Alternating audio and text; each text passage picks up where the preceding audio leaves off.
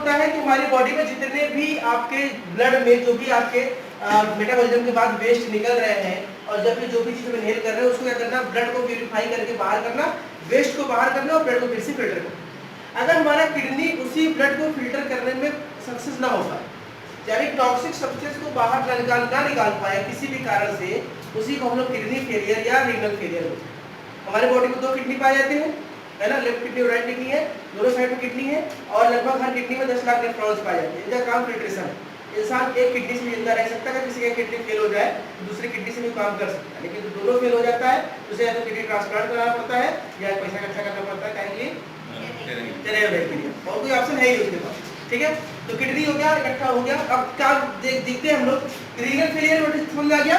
Renal failure क्या होता है? Renal failure is a disease is a condition in which kidney unable to filtrate the blood and remove toxic substance, यानी kidney जब किस अवस्था में ब्लड को फिल्टर करना बंद कर दे या टॉक्सिक को बाहर निकालना बंद कर दे, उसे क्या बोलते हैं? Renal failure. अब ये रीनल फेलियर 2 प्रकार से होता है, acute renal failure and chronic renal failure. Acute और क्रोनिक ये कंडीशन के आधार पे है, सीवियरिटी के आधार पे। अगर ये किडनी डैमेज या किडनी अगर अपना काम प्रॉपर्ली नहीं कर पा रहा है कुछ दिनों के लिए, जैसे आपको बीमारी होगी तो बीमारी का बीमार तो आपको पूरी बॉडी डिफरेंट आपको प्रभावित होगी, तो उसमें हो सकता है बीमारी 1 हफ्ते की है, 10 दिन की है, 5 दिन की है, 4 दिन की है, तो उतने दिन अगर आप किडनी प्रभावित है यानी किडनी आपका प्रॉपर काम नहीं कर रहा है कुछ दिनों के लिए, मैक्सिमम 6 से 7 दिनों के लिए, this is called acute renal failure. लगभग 7 दिनों के लिए प्रभावित होता है। लेकिन अगर 7 दिन, हफ्ते छोड़ दो, महीनों और सालों तक किडनी अपना काम नहीं कर पा रहा है, वो प्रभावित है पूरी तरह से, this is called chronic renal failure. समझ आ गया? एक्यूट जब कुछ दिनों के लिए हो रहा है, क्रोनिक जब ज्यादा समय के लिए हो रहा है, महीनों के लिए, सालों के लिए हो रहा है, this is called chronic renal failure. Clear हो गया होगा? एक्यूट और क्रोनिक का क्लासिफिकेशन किया गया किसके आधार पे? सीवियरिटी के आधार, गंभीरता के आधार पर, कितना गंभीर बीमारी। अब हम बात कर लेते हैं कि एक्यूट रीनल फेलियर कौन-कौन सी इटियोलॉजी है, क्यों हो सकता है। पहला रीजन है रीनल इस्कीमिया।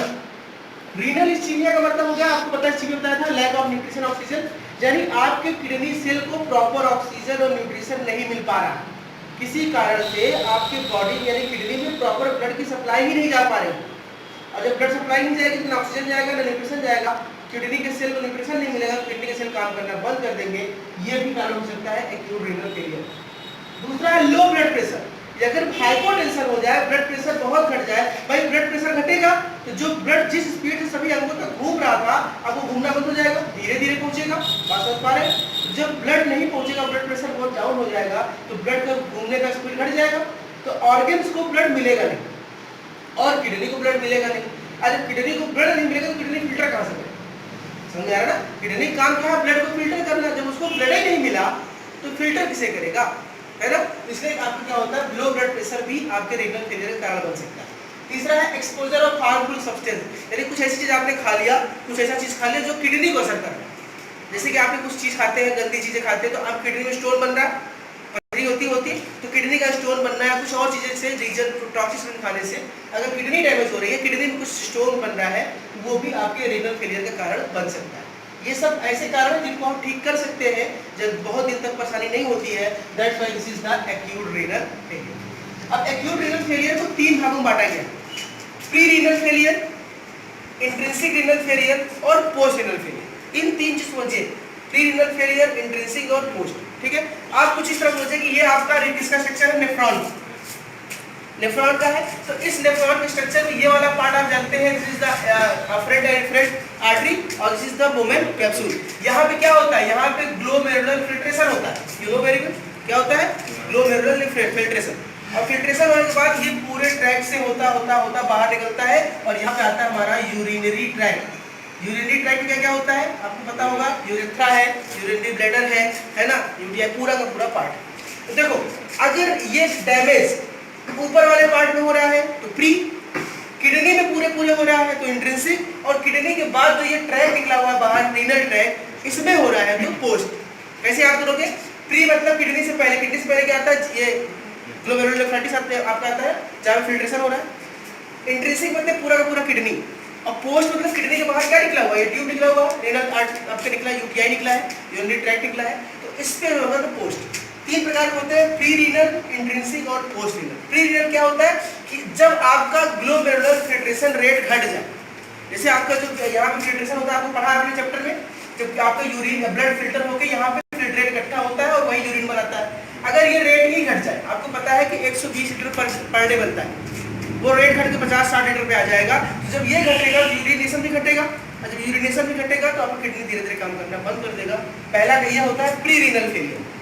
इसके बहुत से रीजन है, हाई ब्लड प्रेशर का घट जाना, ठीक है, आपके यहाँ पे किडनी में स्टोन हो जाना, या गाल ब्लैडर में स्टोन हो जाना, या यहाँ ग्लोमेरुलस में इन्फेक्शन हो जाना, ये सब इसके कारण। इंट्रिंसिक में क्या होता है, जब आपका किडनी जो है पूरा का पूरा किडनी इसमें कहीं डैमेज हो जाए, इसकी सेल में कहीं नेक्रोसिस हो जाए, या सेल डैमेज हो जाए, या कोई और रीजन हो जाए, तो इस रीजन को बोलते हैं इंट्रिंसिक। और पोस्ट रीनल क्या है कि जो यहाँ से ये निकला है urinary tract, urethra, urinary tract, urinary bladder, इसमें कहीं इन्फेक्शन हो जाए तो भी भाई मान लीजिए किडनी तो काम कर रहा है, लेकिन किडनी जहाँ भेज रहा है वही रास्ता खराब है, वहाँ भी दिक्कत हो सकती है। This is called post renal infection.